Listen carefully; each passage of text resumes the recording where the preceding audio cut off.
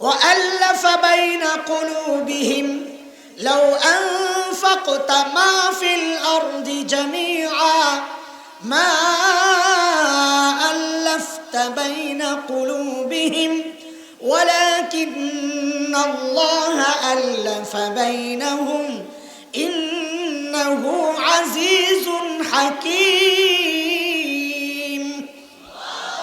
আল্লাহ বলেন গোটা দুনিয়া খরচ করলে তুই দিলে দিলে জোড়া লাগাইতে পারবি না, কারণ এটা টাকার কাজ না, এটা আমি আল্লাহর কাজ। আমি চাইলে দিলে দিলে জোড়া লাগাইতে পারি, আর আমি দিলে দিলে জোড়া লাগাই। তোর ইমান ঠিক কর, আমল ঠিক কর, তাবিজ লাগবে না, টাকা খরচ লাগবে না, শাড়ি কিনে দেওয়া লাগবে না। মৌলবি তার বউরে শাড়ি কিনে দিতে পারে না, 5,000 টাকা বেতনে চাকরি করে, বলে খাওয়াও কি, শাড়ি দাও কি, বলে কিচ্ছু লাগে না।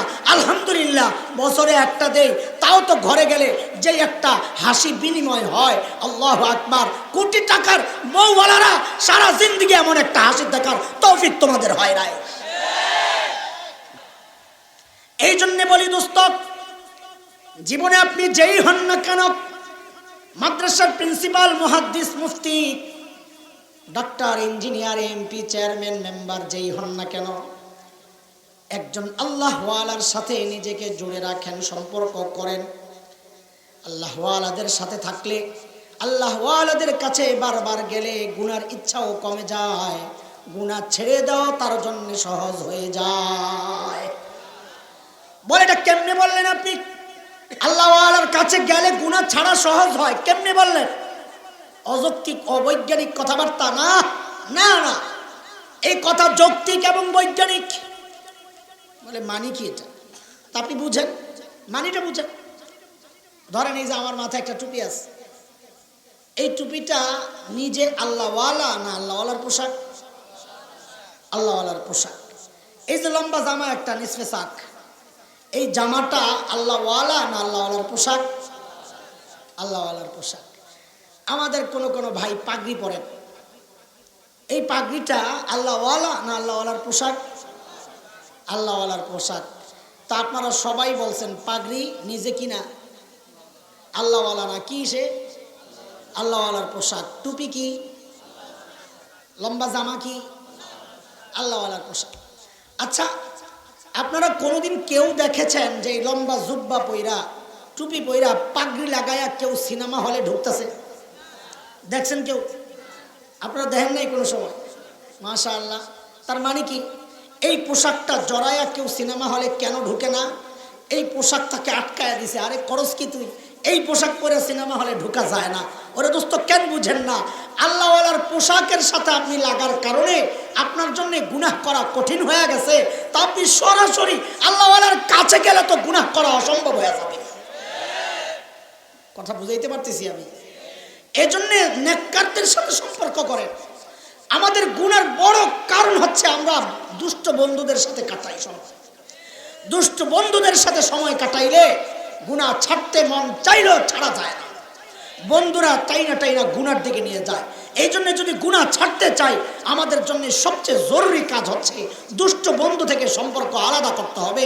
আল্লাহওয়ালাদের সাথে, নেককারদের সাথে, কোরআনের পাখিদের সাথে, আলেম উলামা হাফেজদের সাথে সম্পর্ক করতে হবে, সম্পর্ক রাখতে হবে, সম্পর্ক জুড়তে হবে ইনশাআল্লাহ। কথা বুঝে আসছে নি? হ্যাঁ, গুনাহ ছাড়ার দুইটা কারণ বলছি, সহজ রাস্তা। 1 নাম্বার, যত বিপদ দেখবো ভাববো কিসের ফসল। 2 নাম্বার, সম্পর্ক কাদের সাথে করব। গুনাহ ছাড়বো কেন? আল্লাহকে রাজি কেন রাখবো? যেন মৃত্যুর সময় আল্লাহ ডেকে বলেন, বান্দা আমি তোর উপর। মনে থাকবে ইনশাআল্লাহ। চলেন 3 নাম্বার। এই বলাবেন কিসের 3 নাম্বার? গুনাহ ছাড়ার সহজ রাস্তা। বাইচা গেলি রে, নাহলে দিলাম বলে এখন মুরগি বানাইয়া। হ্যাঁ, এই দুইটা কথা একটু মনোযোগ দিয়া শোনেন দোস্ত। আমরা যখন কোনো বিল্ডিংয়ে ঢুকি, কোনো অফিস আদালতে, যখন দেয়ালে নোটিশ দেখি এই বিল্ডিং সিসি ক্যামেরা দ্বারা নিয়ন্ত্রিত, তখন আমাদের চলার গতি, চলার স্টাইল, ঢং ভঙ্গিমা সব পাল্টায় যায়। সতর্ক পদক্ষেপ ফেলি, তাই না? কথা ঠিক? হ্যাঁ, কারণ সব রেকর্ড হচ্ছে। শুধু তাই না, এই মুহূর্তে কেউ বসে বসে দেখতেছে আমি কি করতেছি। এই জন্য চোরারাও চুরি করতে গেলে যদি দেখে বাড়ির সামনে সিসি ক্যামেরা, ও ঘরে ঢোকার আগে ওই ক্যামেরাটা রিপিটাই আগে ভাঙে, ওইটাও রেকর্ড হয়ে যায়, ওর খবর নেই। দোস্ত, গুনাহ করার সময় যদি এই চিন্তাটা দিল আর দিমাগের মধ্যে বসানো যায় যে আল্লাহ তাআলা আমার চারপাশে একটা দুইটা না আটটা সিসি ক্যামেরা ফিট করে রাখছে। কয়টা সিসি ক্যামেরা বলতেছি, আসলে হচ্ছে সাক্ষী। আমাদের চারপাশে আল্লাহ 8টা সাক্ষী ফিট করে রাখছে। প্রত্যেকটা সাক্ষী হাসরের মাঠে আমার বিরুদ্ধে আল্লাহর আদালতে সাক্ষী দিবে, আল্লাহ আমি সাক্ষী গুনাহ করছি। 1 নাম্বার সাক্ষী, যে জায়গায় দাঁড়ায়া গুনাহ করি ওই জায়গা আল্লাহর আদালতে সাক্ষী দিবে। ইয়াউমা ইযিন তুহাদ্দিসু আখবারাহা বিআন্না রাব্বাকা আওহা লাহা। জমিন কথা বলবে, আল্লাহ আমি সাক্ষী, আমার উপর দাঁড়ায়া দাঁড়ায়া আপনার এই বান্দা গুনাহ করছে। 1 নাম্বার সাক্ষী কি বলেন?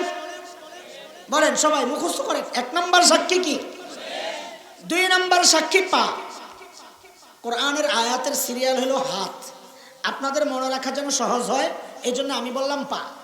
বলেন 1 নাম্বার সাক্ষী কি? 2 নাম্বার সাক্ষী, 3 নাম্বার সাক্ষী হাত। 3 নাম্বার সূরা ইয়াসিনের মধ্যে মালিক বলেন, আল ইয়াউমা নাখতিমু আলা আফওয়াহিহিম ওয়া তুকাল্লিমুনা আইদিহিম ওয়া তাশহাদু আরজুলুহুম বিমা কানু ইয়াকসিবুন। পা কথা বলবে পা, হাত কথা বলবে আল্লাহ এই হাত দিয়ে আমি গুনাহ করছি, আল্লাহ আমি সাক্ষী। পা কথা বলবে আল্লাহ এই পাও দিয়া হাইটা হাইটা যায় আমি গুনাহ করছি, আমি সাক্ষী। কয় সাক্ষী দাঁড়ায়া গেল?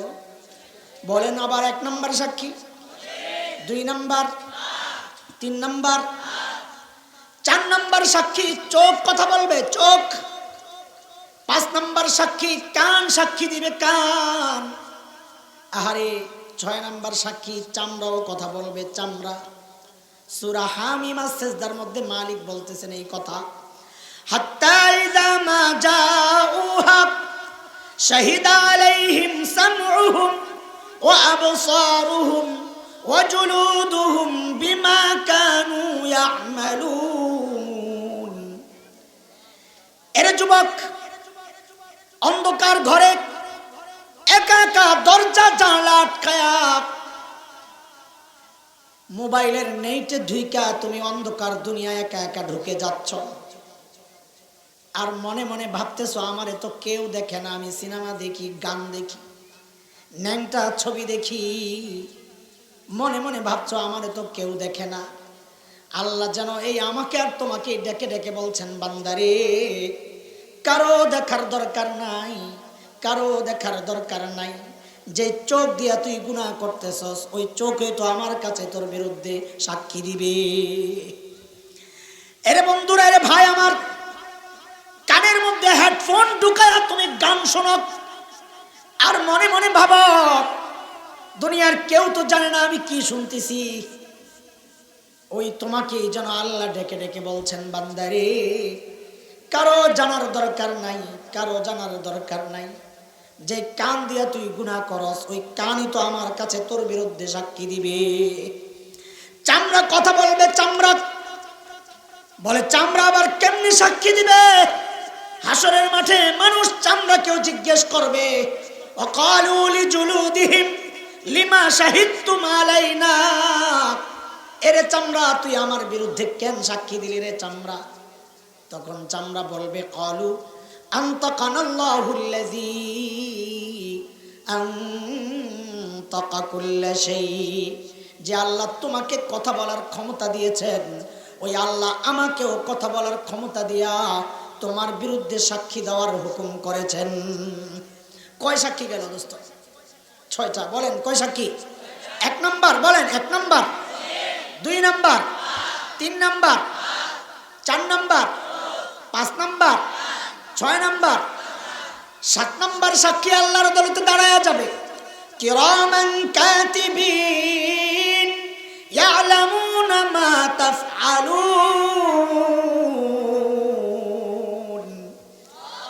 সম্মানিত লেখক ফেরেশতাগণ দাঁড়ায়া যাবে আল্লাহর কাছে, ও আল্লাহ, আপনার এই বান্দা কি কি গুনাহ করছে সব কিন্তু আমরা জানি। 7 নাম্বার সাক্ষী ওই সম্মানিত লেখক ফেরেশতাগণ দাঁড়ায়া যাবে। কয় সাক্ষী গেল বলেন? আবারও মুখস্থ পড়াশোনা, কয় সাক্ষী? 7টা গেল বলেন। 1 নাম্বার, 2 নাম্বার, 3, 4, 5, 6, 7। আসল সাক্ষী 8 নাম্বারে এখনো রয়ে গেছে। আসল সাক্ষী বলে, আসল সাক্ষী আবার কোনটা? বলে প্রত্যেকের আমল নামা। প্রত্যেকের বলে, এটারে আসল সাক্ষী কেন বললেন? ও দোস্ত, এটা কোরআনের কথা না, হাদিসেরও কথা না, কিন্তু আমার উপলব্ধি এটাই আসল সাক্ষী। কারণ কি?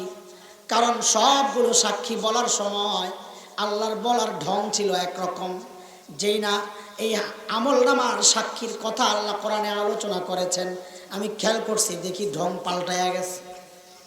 আল্লাহর বলার ঢং পাল্টায়া গেছে। বলে কেমন ঢং? তো আপনিও শুনেন। সূরা কাহফের মধ্যে মালিক বলেন, ওয়াউদিআল কিতাব, যখন বান্দার সামনে আমল নামা পেশ করা হবে, আল্লাহ নবীকে ডেকে ডেকে বলছেন, হাবিব আমার, ফাতারাল মুজরিমিনা মুশফিকিনা মিম্মা ফীহ, আপনি দেখবেন অপরাধীরা ভয়ে থরথর করে কাঁপতেছে। আমল নামা দেখাই ভয়ে থরথর করে কাঁপা শুরু করবে। আহারে, এটা কেমন আমল নামা?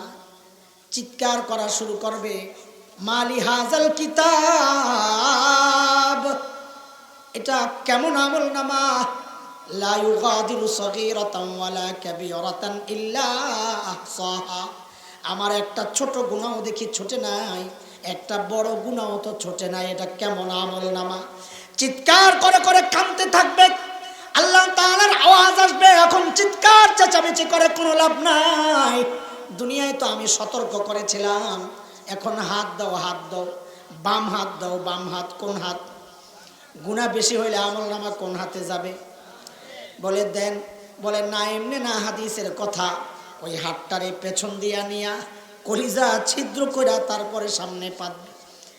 আমল নামা যখন বাম হাতে দিয়েই দিবে, সূরা হাক্কার মধ্যে মালিক বলেন, ও আম্মা মান উতিয়া কিতাবাহু বিশিমালি, যার আমল নামা বাম হাতে চলে যাবে, সে পায়া আমল নামাটা পাইয়াই দিবে একটা চিৎকার। কি বলবে? ইয়া লাইতানি লাম উতা কিতাবিয়া, আহারে, এই আমল নামা যদি আমারে না দেওয়া হইতো। ওয়ালাম আদ্রি মা হিসাবিয়া, আমি জানি না আমার হিসাব কি হবে। ও দুনিয়ার মানুষ, আমার আপনার তো হিসাবের কোনো চিন্তা নাই, অথচ জান্নাতের সুসংবাদ পাওয়া আম্মা জান আয়েশা রাদিয়াল্লাহু আনহা হিসাবের ভয়ে কাঁদতেন আর বলতেন, ইয়া লাইতানি কুনতু নাসিয়াম মানসিয়া, আমি যদি নিঃশেষ হয়ে যাইতাম, তাইলে আর আল্লাহর আদালতে আজকে আসামির কাঠগড়ায় তো আমারে দাঁড়াইতে হইতো না। আম্মা জানের বাবা আবু বকর জান্নাতের সুসংবাদ পাওয়া মানুষ, অথচ নির্জনে দূরে চলে যেতেন আবু বকর। একা একা যায় নিজেকে ধিক্কার দিয়া দিয়া কাঁদতেন আর বলতেন, ইবনা আবি কুহাফা, এরে আবু কুহাফার বেটা, তুই মানুষ কেন হইলি রে, তুই মানুষ কেন হইলি? আহারে, ইয়া লাইতানি কুনতু ওয়ারাকা মিনাশ শাজারা তুদাদু ওয়া তুকাল, আহারে, মানুষ না হয়ে যদি আমি গাছের পাতা হইতাম, তো জীবজন্তু আমারে চাবায়া চাবায়া খায়া ফেলতো, আমার আর হিসাব দেওয়া লাগতো না। আবু বকরের হিসাব নিয়ে এমন চিন্তা, আমাদের কোনো চিন্তা নাই। যাদের কোনো চিন্তা নাই, হাসরের মাঠে তারাই তো চিৎকার করে করে কাঁদবে আর বলবে, মা আদ্রি ওয়ালাম আদ্রি মা হিসাবিয়া, আমি জানি না আমার হিসাব কি হবে। ইয়া লাইতাহা কানাতিল কাদিয়া, মৃত্যু পর্যন্তই যদি সব শেষ হয়ে যাইতো। ও দুনিয়ার টাকাওয়ালারা, আজকে টাকা দিয়া বিচার পাল্টান, তাই না? সেদিন চিৎকার করে করে কাঁদতে হবে আর বলতে হবে, মা আপনা আন্নি মালিয়া, আমার মাল তো আমারে বাঁচাইতে পারতেছে না। আজকে ক্ষমতার দাপট দেখায়া বিচার পাল্টান, সেদিন চিৎকার করে করে কাঁদতে হবে আর বলতে হবে, হালাকা আন্নি সুলতানিয়া, আমার ক্ষমতাও শেষ হয়ে গেছে, আমার এখন কে বাঁচাবে? আওয়াজ আসবে, আওয়াজ, আওয়াজ আসবে। আল্লাহ আযাবের ফেরেশতাদেরকে হুকুম করবেন, খুযুহু ফাগুল্লু সুম্মাল জাহিমা সাল্লু, ধর এগুলারে, বেড়ি পড়া, টাইনা টাইনা নিয়ে জাহান্নামে ফেলা। সুম্মা ফি সিলসিলাতিন যারউহা জিরান ফাসলুকু, 70 গজ লম্বা শেকল দিয়া টাইনা হেসরায়া জাহান্নামের দিকে নেওয়া হবে। হযরত আব্দুল্লাহ ইবনে আব্বাস বলেন, ওই শেকল দিয়া কেমনে পেঁচাবে? আহারে, আব্দুল্লাহ ইবনে আব্বাস বর্ণনা করেন রাদিয়াল্লাহু আনহুমা, শেকলের মাথাটা নাকের ছিদ্র দিয়া ঢুকায়া পায়খানার রাস্তা দিয়ে বের করে, নাকের ছিদ্র দিয়া ঢুকায়া পায়খানার রাস্তা দিয়া বের করে টাইনা টাইনা নেওয়া হবে। এরে দোস্ত, যদি এই কঠিন পরিস্থিতির মুখোমুখি দাঁড়াতে না হয়, গুনাহ ছাড়েন, গুনাহ ছাড়েন। তিনটা বললাম, তিনটা, কয়টা? গুনাহ ছাড়ার সহজ কয় রাস্তা বললাম? 1 নাম্বার, যত বিপদ দেখবো ভাববো কিসের ফসল। 2 নাম্বার, আল্লাহ ওয়ালাদের সাথে সম্পর্ক গড়ব। 3 নাম্বার, গুনাহ করার সময় ভাববো আমার আশেপাশে কয় সাক্ষী, বলেন কয় সাক্ষী? 1 number, 2 number, 3 number, 4 number, 5 number, 6 number, 7 number. সম্মানিত লেখক ফেরেশতাগণ, 8 নাম্বার আমল নামা। বলেন 8 নাম্বার কি? এই গেল গুনাহ ছাড়ার সহজ 3টা রাস্তা। শেষ আর একটা রাস্তা বলে আমি শেষ করব ইনশাআল্লাহ। 4 নাম্বার গুনাহ ছাড়ার সহজ রাস্তা। এরে দোস্ত, এরে যুবক ভাই আমার, গুনাহ করার সময় একবার তো ভাবো যে এই মুহূর্তে আল্লাহ আমার নাম লয়া লয়া ডাকতেছে, এই মুহূর্তে আল্লাহ আমারে ডাকতেছে। কোরআনে আসছে সূরা ইনফিতারের মধ্যে, বান্দা যখন গুনাহ করে, আল্লাহর নাফরমানি যখন বান্দা করে, আল্লাহ তাআলা তখন বান্দাকে ডাকতে থাকেন কি বইলা? ইয়া আইয়ুহাল ইনসান মা গররাকা বিরাব্বিকাল কারীম।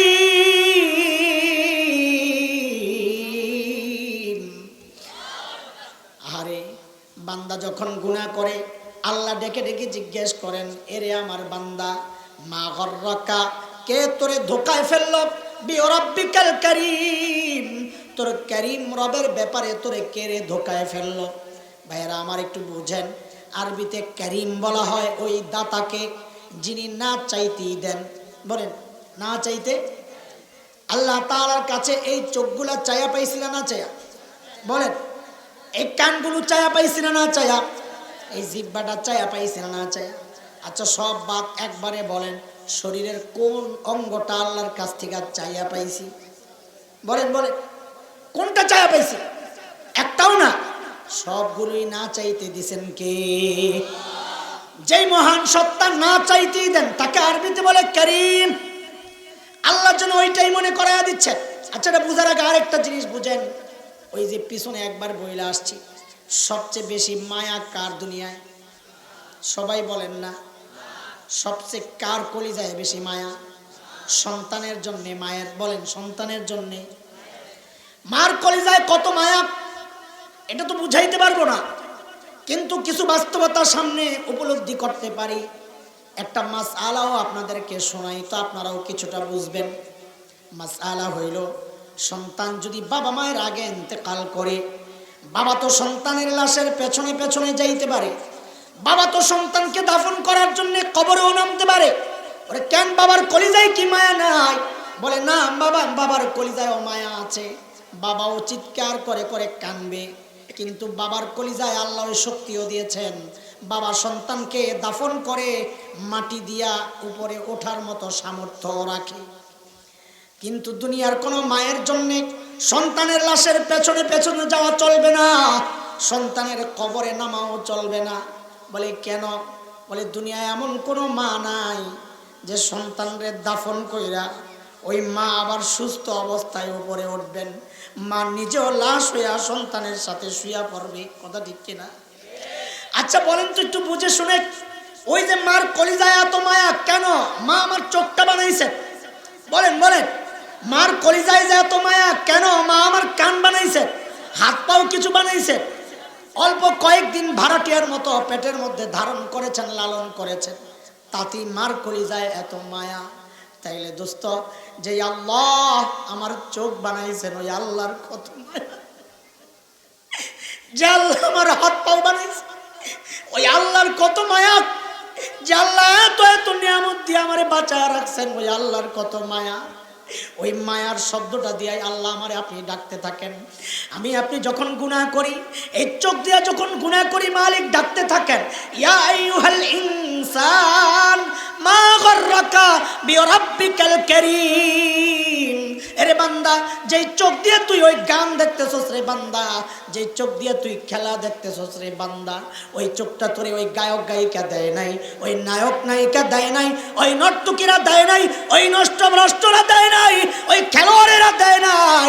ওই চোখটা তো আমি আল্লাহ তোরে দিছিলাম, তাও না চাইতে তুই আমার কাছে চাস নাই। এরে বন্ধুরা, যখন আমি আর তুমি কান দিয়া গুনাহ করতে থাকি, মালিক তখন ডাকতে থাকেন, মা গাররাকা বিরাব্বিকাল কারীম। আরে বান্দা, যে কান দিয়ে তুই গুনাহ করতেছস ওই কান তো তোরে গায়ক গায়িকা দেয় নাই, আমি আল্লাহ তোরে দিছিলাম। আমি আর তুমি যখন আল্লাহর নাফরমানি করে নেতার পক্ষে চিল্লাইতে থাকি, আল্লাহ তখন ডেকে ডেকে জিজ্ঞেস করেন, এই জবান কি তোরে তোর নেতায় দিছে নাকি?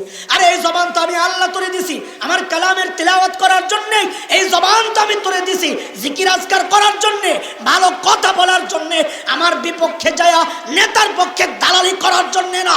আমি তো এই জবান দিছি তোরে আমার অনুগত শব্দগুলো বলার জন্য, আমার দেওয়া শব্দগুলো বলার জন্য। বান্দারে তোরে কে রে ধোকায় ফেললো রে বান্দা? যদি বান্দার পক্ষ থেকে প্রশ্ন আসে, ওগো মালিক, আরবিতে আমরা পড়েছি কারিম বলা হয় ওই সত্তাকে যিনি না চাইতে দেন, আপনি আমারে না চাইতে কি দিবেন বলেন? আল্লাহ পরের আয়াতেই বলতেছেন, আল্লাযী খালাকাকা ফাসাওয়াকা ফাআদালাক ফি আই সূরাতিন মা শাআ রাক্কাবাক। এরে বান্দা, তোর মতো সুন্দর করে আমি কাউরে বানাই নাই রে। দেখ কি সুন্দর জোড়া চোখ লাগাইয়া দিছি, দেখ কি সুন্দর নাক লাগাইয়া দিছি, আরে দেখ চোখের মধ্যে একটা ঝাড়ু লাগাইয়া দিছি। তুই রাস্তায় যখন হাঁটস চোখের মধ্যে ময়লা পড়ে, আমি একটু পানি বের কইরা ওই ঝাড়ু দিয়া ময়লাটা আমি আল্লাহ পরিষ্কার করে দিই রে বান্দা। তুই যখন ঘুমায়া যাস ওই চোখগুলো অনিরাপদ হয়ে যায়, আমি আল্লাহ উপরে একটা শাটার লাগাইয়া তোর চোখগুলা নিরাপদ করে দিই। এরে বন্ধুরা, এরে দোস্ত আমার, আমি আর তুমি দরজা আটকায়া যখন গুনাহ করি, আহারে আহারে আল্লাহু আকবার, যেই দরজা আটকায়া আমি আর তুমি গুনাহ করি, আল্লাহ তাআলা ওই দরজার নিচে দিয়া বাতাস পাঠায়া দেন যেন মইরা না যায়। চলতেছে মালিকের নাফরমানি, তাও মালিক ওই দরজার নিচে দিয়ে অক্সিজেন পাঠায়া দেন যেন আমরা মইরা না যাই। ওই মালিকের নাফরমানি করার সময় একবার তোর ভাবো যে এই মুহূর্তে আমারে আমার মালিক ডাকতেছেন, আরে আব্দুল্লাহ তুই এই গুনাহটা কেন করতেছস রে? আরে আব্দুর রহমান এই গুনাহ তুই কেন করতেছস? কসম খায়া বলি, কসম খায়া বলি, একটু অভ্যাস করে দেখেন না, ইনশাআল্লাহ ইনশাআল্লাহ এই চিন্তা চেতনা দিল আর দিমাগের মধ্যে বসাইতে পারলে গুনাহ ছেড়ে দেওয়া সহজ হয়ে যাবে।